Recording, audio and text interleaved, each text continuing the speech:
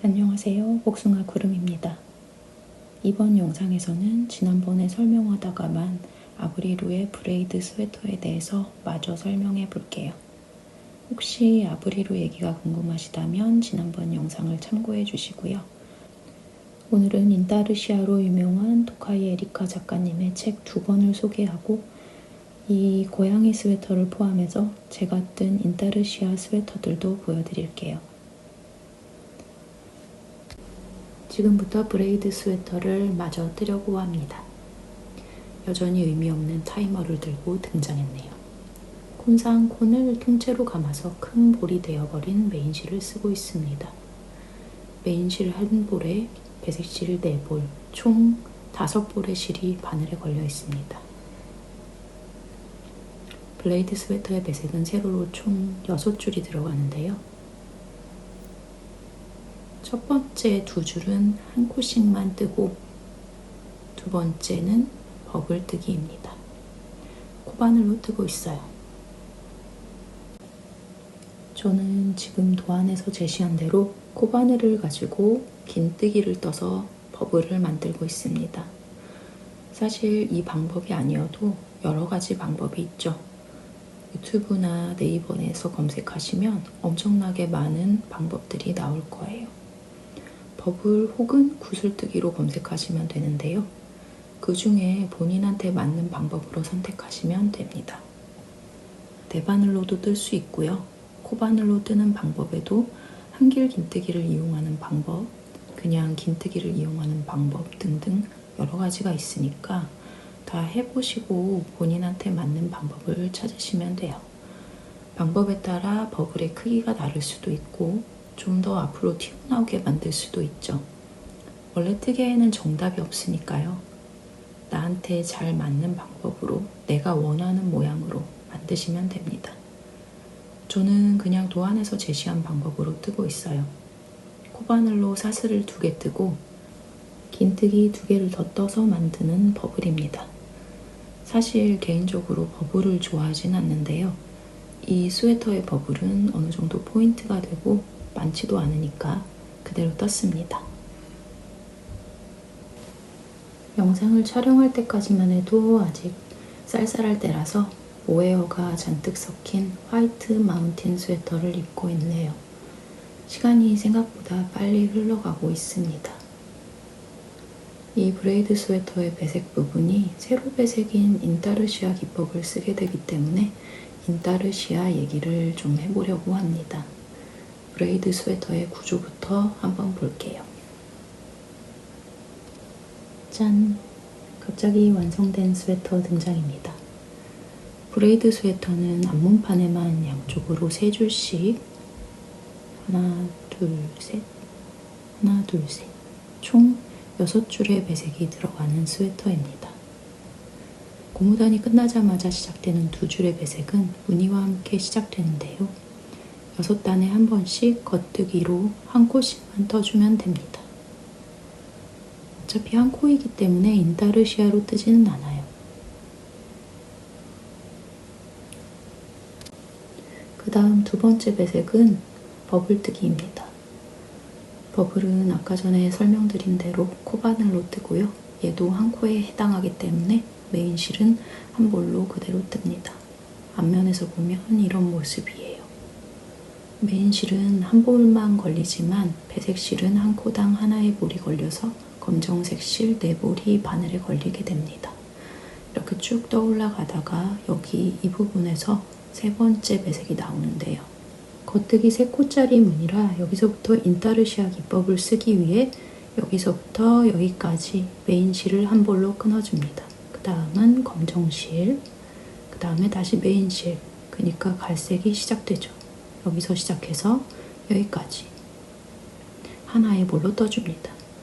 이렇게 갈색실은 한 볼, 2볼, 3볼이 걸리게 됩니다. 여기에 그리고 배색실, 검정실은 여기 하나, 둘, 셋 그리고 또 하나, 둘, 셋 하나, 둘, 셋, 하나, 둘, 셋 그리고 갈색 하나, 둘, 셋 총 9개의 실이 걸리게 됩니다. 깜깜하죠? 여기서 여기까지 갈색 1번, 검정 1번, 갈색 2번, 갈색 2번은 여기까지 다 뜰 거예요. 검정 2번, 갈색 2번, 검정 3번, 갈색 2번, 검정 4번, 갈색 2번, 검정 5번, 갈색 2번, 검정 6번, 그리고 메인실 갈색 3번 마지막. 이렇게 총 9벌의 실을 달고 뜹니다. 안쪽을 한번 보여드릴게요.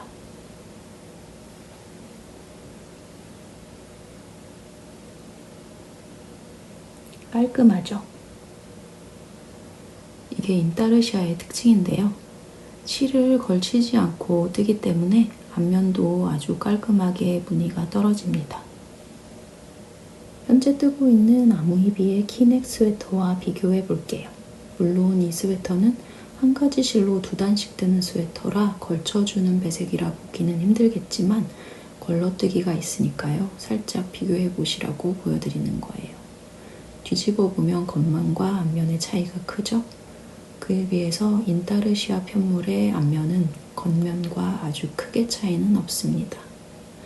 여기서부터 여기까지가 메인실 한 볼, 그리고 양쪽에 메인실이 각각 한 볼씩, 메인실은 총 3볼이 걸리고요. 그리고 세로줄마다 배색실이 걸립니다. 인타르시아에서 주의할 점은 실색이 바뀔 때 서로 잘 엮어서 편물이 끊어지지 않게 하는 건데요. 그것만 주의하시면 번잡스럽다는 것 외에 다른 단점은 없다고 볼 수 있을 것 같아요. 여기 실 정리가 덜 됐네요. 이 브레이드 스웨터는 앞판에 실을 총 9개 달고 떠야 하는 고비만 잘 넘기시면 소매와 뒷판은 무한 메이리아스니까 힘들지 않게 뜨실 수 있을 거예요. 이쯤에서 인타르시아, 즉 세로배색의 거장이신 도카이 에리카 작가님의 책을 한번 보려고 합니다. 이 2권의 책이 제가 갖고 있는 도카이 에리카 작가님의 책이고요. 저는 2권 모두 일서로 갖고 있습니다. 지금은 번역서가 나와 있어요. 왼쪽의 책은 미호 출판사에서 니트 손뜨개라는 제목으로 번역되었고요. 오른쪽의 책은 지금 이 책 출판사에서 도카이 에리카의 배색무늬 니트 손뜨개로 번역 출판되었습니다. 왼쪽의 책부터 한번 볼게요. 아마 인스타나 뜨개 카페에서 한 번쯤은 다들 보셨을 거예요. 스웨터도 예쁘지만 사진의 분위기도 따스하고 모델분도 니트가 너무 잘 어울려서 책을 보는 것만으로도 기분이 좋아지거든요. 이 고양이 가방도 많이 보셨을 거고요. 레몬 가방도 예쁘죠?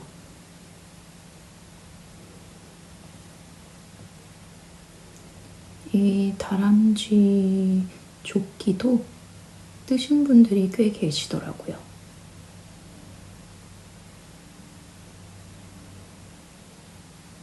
쇼트 케이크 스웨터, 가방, 페르시안 고양이, 코뿔소 가디건. 여기서 저는 이 코뿔소 가디건을 떴는데요. 제 첫 도카이 에리카 도안이었습니다. 큰아이에게 떠줬는데 이제 옷이 작아져서 지금은 저한테 없어요. 조카에게 보냈는데 올해도 맞을지 모르겠네요. 이때는 콘사를 쓸 때라 아크릴 웨어로 떴어요. 그 다음에 이 꽃무늬 스웨터는 원작실 패키지를 구해서 떴는데요. 그 당시 제가 무슨 생각이었는지 이 투톤 패키지가 아닌 화려한 꽃색의 패키지를 구매했어요. 주로 퍼필실이고요. 사실 제가 지금 다 떠났는데 묵혀둔 프로젝트가 되어버렸습니다. 실도 한번 보여드릴게요. 아마 퍼피의 소프트 도네갈이었던 것 같은데 실은 아주 예쁩니다. 도톰하고 역시나 고무단이 심상치 않죠.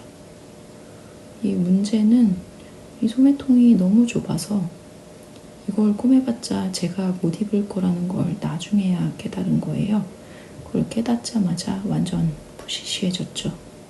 그래서 이대로 묵히는 중입니다. 아마 이 옷을 입기 위해서는 다 풀고 다시 떠야 되겠죠. 소매통이 너무 작거든요.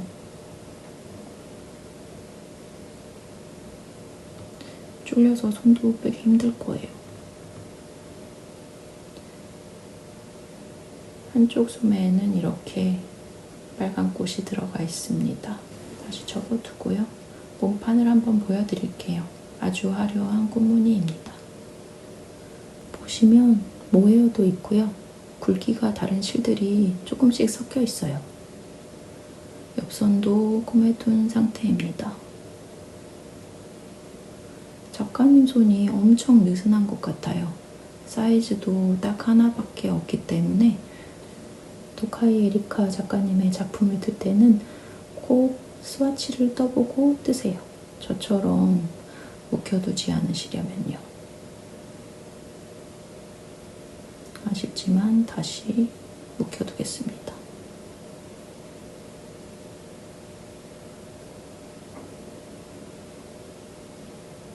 이 책에서는 제가 뜬 게 더 있는데요.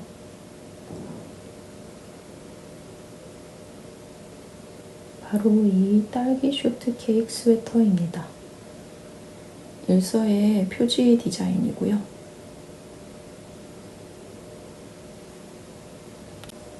얘도 몇 년을 묵혀두었습니다. 메인 실은 뜨치님께 받은 콘사이고요. 이 배색 실들은 짜투리 실을 조합해서 썼습니다. 지금 술을 넣지 않아서 조금 덜 예뻐 보이지만 예쁜 건 맞아요. 이 메일실 색감이 깊은 바다색 그런 느낌으로 아주 마음에 들어서 신나게 떴죠. 그런데 뜨다 보니까 실이 애매하게 모자른 거예요. 이 소매 부분을 수술해서 실을 좀 더 마련했습니다. 이만큼요. 그런데도 완성할 수 없는 양이 되어버렸어요. 이렇게 되니까 또 푸시시해진 거죠. 근데 이거 오랜만에 꺼내니까 콘사라서 그런지 편물이 좀 처졌네요. 걸어둔 것도 아니었는데 콘사가 뜰 때는 어떨지 몰라도 두고두고 입기엔 형태 변형이 좀 있는 편이에요. 그 다음에 마지막으로 하나를 더 떴습니다.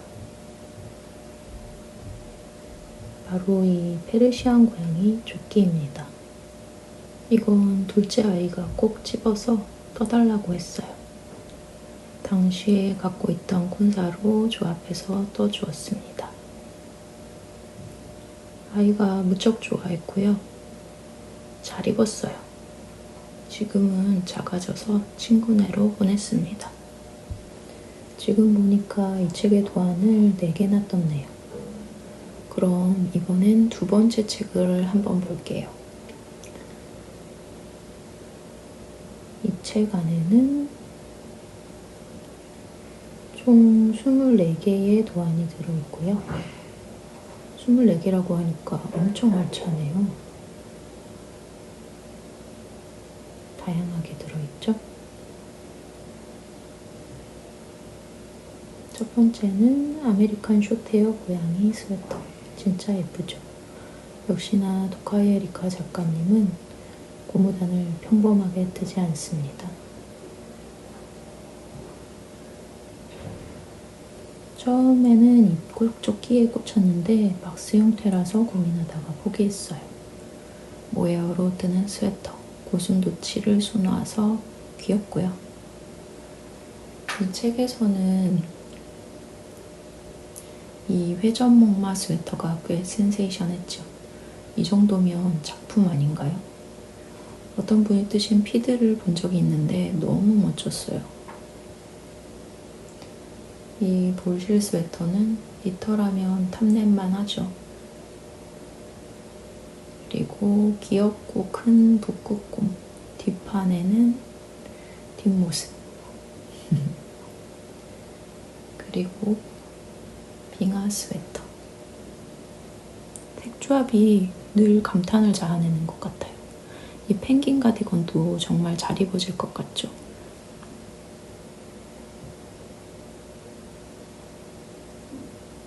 여우도 있고요. 늑대인가? 이 가디건은 좀 독특하게 뜨는 것 같더라고요.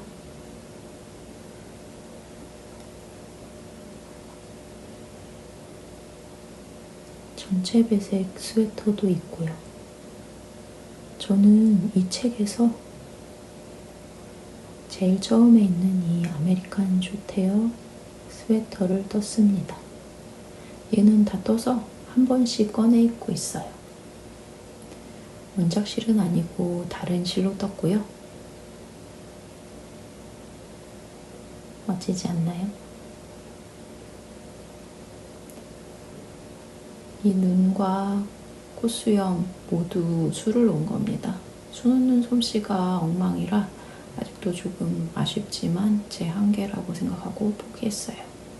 스팽글을 달지 않으면 고양이와 바탕의 경계가 모호해지기 때문에 꼭 달아줘야 했고요. 이 스웨터의 무늬는 바로 옆구리입니다. 이렇게 고양이 앞뒤판이 자연스럽게 연결되고요. 긴 꼬리가 정말 매력적이에요. 근데 이 부분을 자랑하려면 겨드랑이를 늘상 오픈하고 다녀야 됩니다. 그게 너무 아쉬워요. 니터분들한테 자랑할 때는 꼭 팔을 들고 자랑합니다. 아메리칸 숏헤어만의 이 둥그런 무늬가 너무 멋지게 표현되어 있어요. 앞면도 한번 보여드릴게요.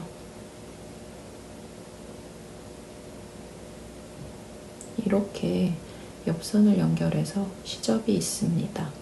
그런데도 자연스럽게 무늬가 연결되죠.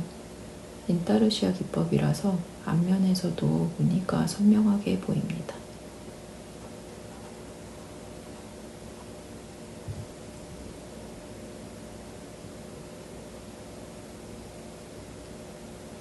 몸판의 고무단도 독특하고요. 소매 고무단은 꼬아뜨기입니다. 이 스웨터 역시 소매가 그렇게 넉넉하지 않아요. 특히 손목 부분이 좀 타이트하게 마무리되었어요. 이렇게 도카이 에리카 작가님의 책 2권과 제가 뜬 스웨터들을 보여드렸고요. 관련해서 좀 더 말씀드릴 게 있어요.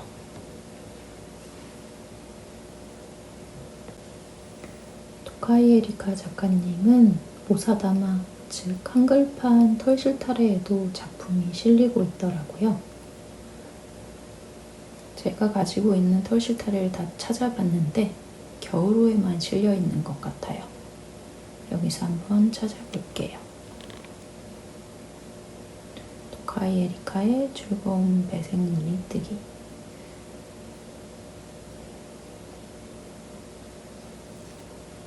작품이 여러 개 보이는데요. 예쁘죠? 작가님 색 조합의 센스가 정말 뛰어난 분이신 것 같아요.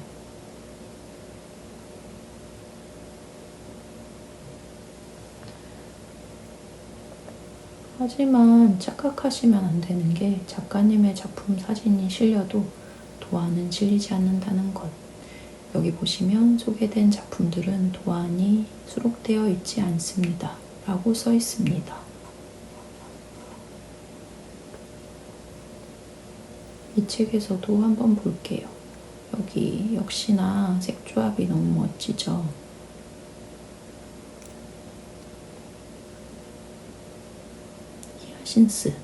히아신스랑 튤립인 것 같죠? 저는 이 체크 무늬가 마음에 들어요.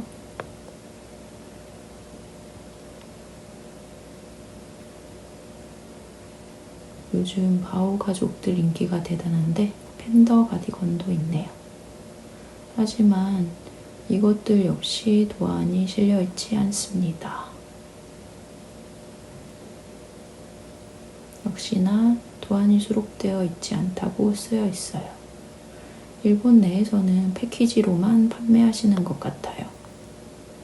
그래서 털실타래에 실리더라도 착각하지 않으시길 바라고요. 이렇게 도카이 에리카님의 배색옷들을 봤는데요. 그 외에 제가 떠봤던 작품들도 보여드릴게요. 이건 레이블리에서 찾아낸 스웨터인데요. 아이들용입니다. 영문 유료 도안이고요. 이 세로배색의 색 조합이 너무 귀여워 보여서, 그리고 앞주머니도 너무 마음에 들어서 떠봤습니다. 역시나 그 당시에 제가 갖고 있던 콘사로 떴고요. 큰아이가 무척 좋아했어요.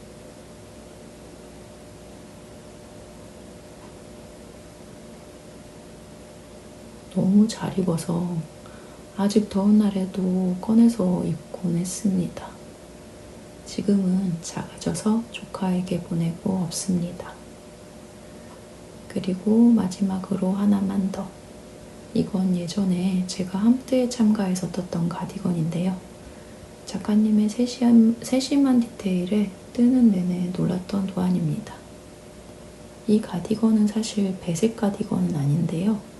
제가 그 당시에 갖고 있던 콘사가 애매하게 모자를 듯해서 두 개의 색을 섞어서 제 맘대로 인타르시아 배색을 넣어서 떴습니다. 사실 같은 실인데 하나는 단색이고 하나는 여러 가지 색이 믹스되어 있는 거였어요. 다행히도 브리오시 무늬를 기준으로 세로로 나뉘어 있었기 때문에 인타르시아로 뜰 수 있었습니다.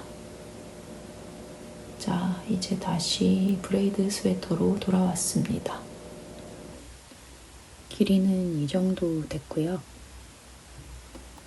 지금 바늘에 총 9개의 실이 걸려 있어서 좀 정신이 없습니다. 인타르시아는 보고에서는 세로배색이라고 하고요.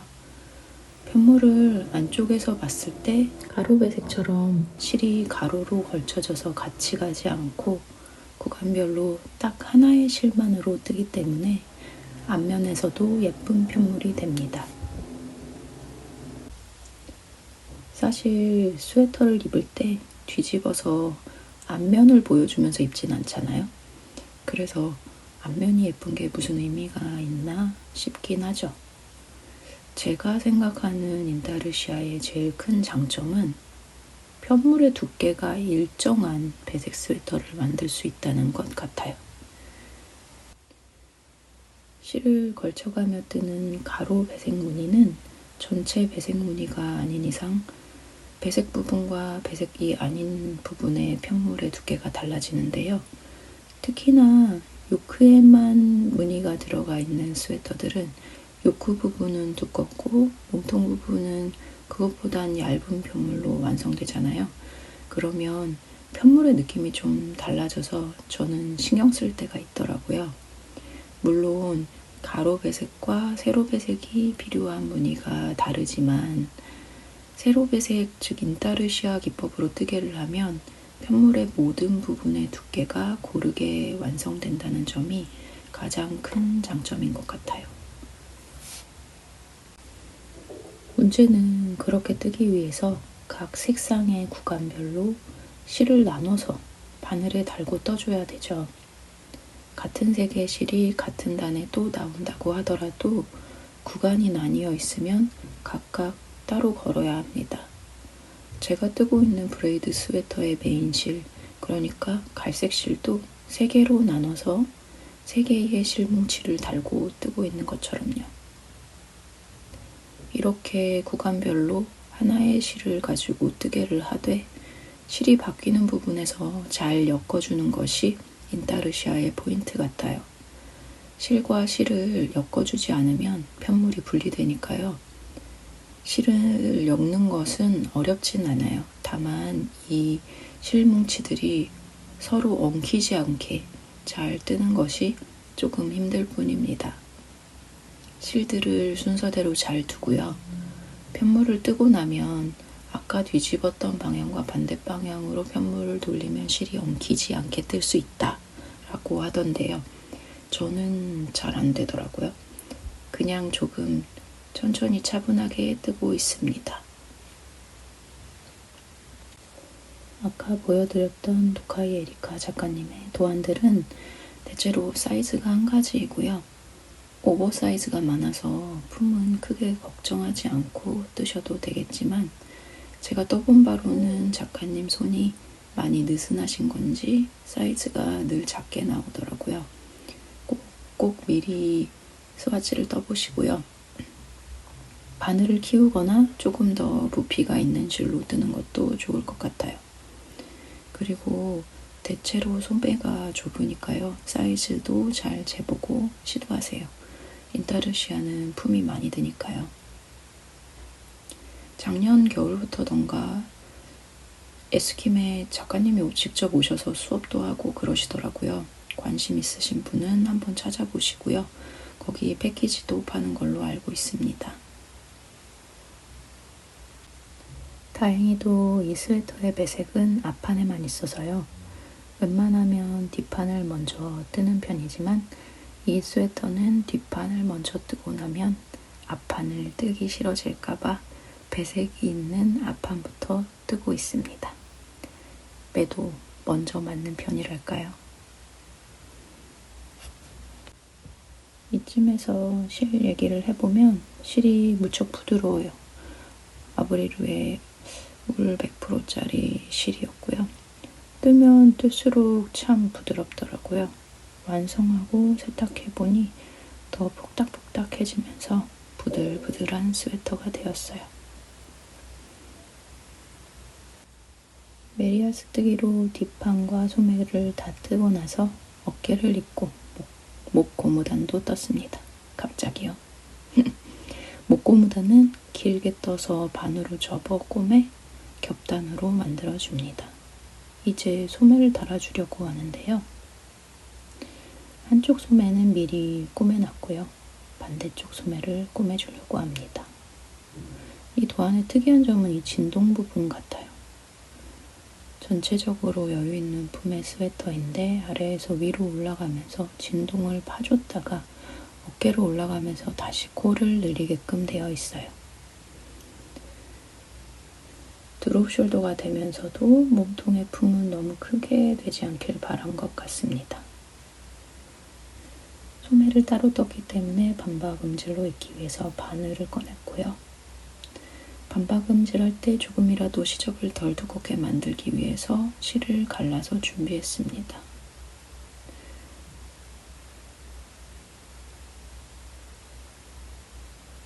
아래는 원래 실, 위는 가른 실입니다. 잡아당겨서 끊어진 실일 경우에는 비슷한 색의 다른 실로 꼬매는데 이 울실은 단단하더라고요. 갈라도 끊어지지 않고 힘이 있어요. 그래서 실을 가르고 스팀으로 정돈해 주었습니다. 소매를 몸판에 이어줄 때에는 몸판은 앞면이 보이게 뒤집어주고 소매는 겉면이 보이게 진동 안쪽으로 이렇게 넣어서 잘 정리한 다음 꼬매줍니다. 제자리에 잘 꼬맬 수 있도록 핀을 먼저 꽂아주려고 해요. 몸판과 소매의 가운데 부분부터 핀으로 고정해 줄 건데요. 기준이 되는 부분에 먼저 핀을 꽂고 핀과 핀 사이 중간에 또 꽂고 중간에 또 꽂고 그런 식으로 촘촘하게 꽂아줍니다.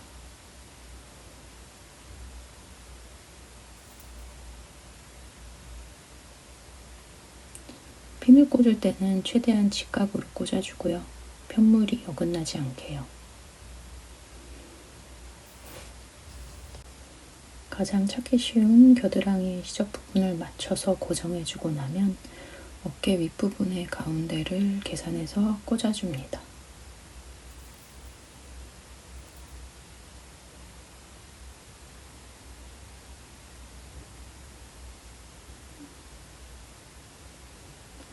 그 다음부터는 곡선에 휘어지는 부분을 잘 찾아서 꽂아주고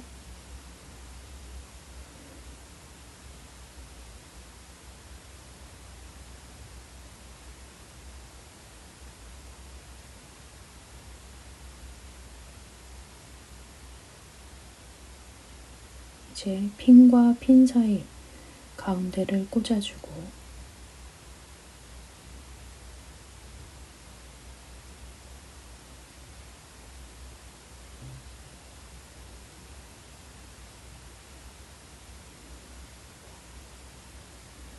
또 가운데에 하나,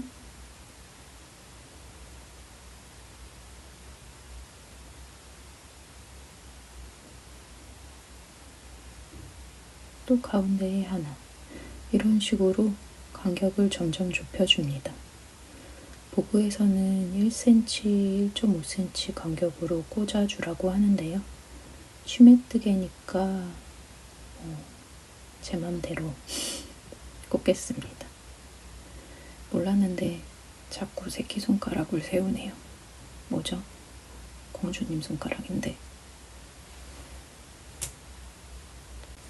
지금까지 영상에서 배속을 쓰진 않았지만 핀 꽂는 건 조금 한번 빨리 봐볼게요.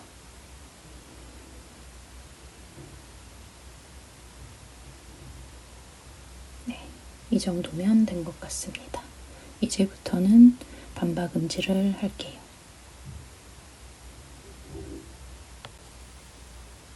이제와 고백하건대 저는 뜨개는 참 좋아하는데요. 바느질은 싫어합니다. 자수도 안 하고 퀼트도 안 합니다.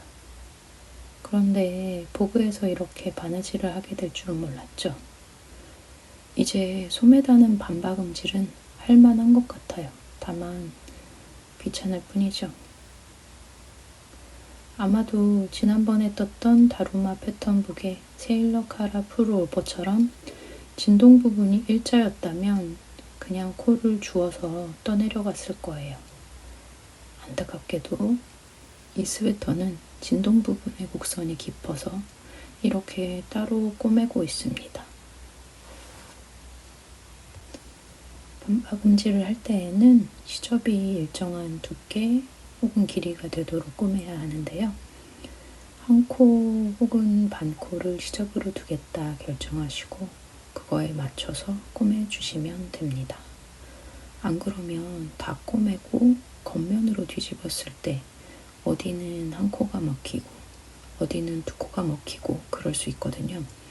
이 브레이드 스웨터의 경우에는 줄임이 있다가 늘림이 있는 진동이라서, 즉 곡선이라서 크게 티가 안 날 수도 있지만 왜 어깨에서 진동이 일자로 쭉 떨어지다가 겨드랑이 부분에서만 파이는 그런 디자인들이 많잖아요. 시접을 신경 쓰지 않고 꼬매다 보면 그 일자로 쭉 떨어지는 부분이 일자가 아니게 꼬매질 수도 있거든요. 네, 경험에서 나온 얘기입니다. 그렇게 꼬맨다고 옷이 안 되거나 입을 수 없는 옷이 된다거나 하진 않습니다. 절대로. 자, 다 꼬맸네요.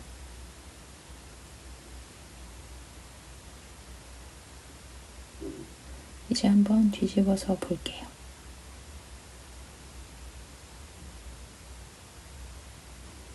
뒤집어 보니 깔끔하게 잘 된 것 같아요. 어깨선도 잘 맞고 곡선도 나쁘지 않게 꼬매졌네요. 보시면 진동이 이렇게 곡선이에요. 좀 특이하죠? 세탁을 먼저 한 편물이라서 차르만이 예뻐 보입니다. 이렇게 줄임 있다가 늘림이 있는 디자인. 무늬가 참 귀여워요. 과하지 않고 적당히 귀엽습니다. 실정리 다 하면 완성. 짠! 완성하고 입어봤습니다. 팔 부분도 편안하게 넉넉하고요. 어깨선, 진동의 늘림 때문에 자연스러운 드롭 숄더가 되었어요. 그리고 진동의 윗부분은 너무 벙벙하지 않고요. 어깨가 자연스럽게 감싸주는 형태입니다. 배색 무늬는 어깨에서 흐르듯이 떨어집니다. 등 부분은 무늬가 없이 깔끔해요. 부드럽고 편안한 스웨터가 완성됐습니다.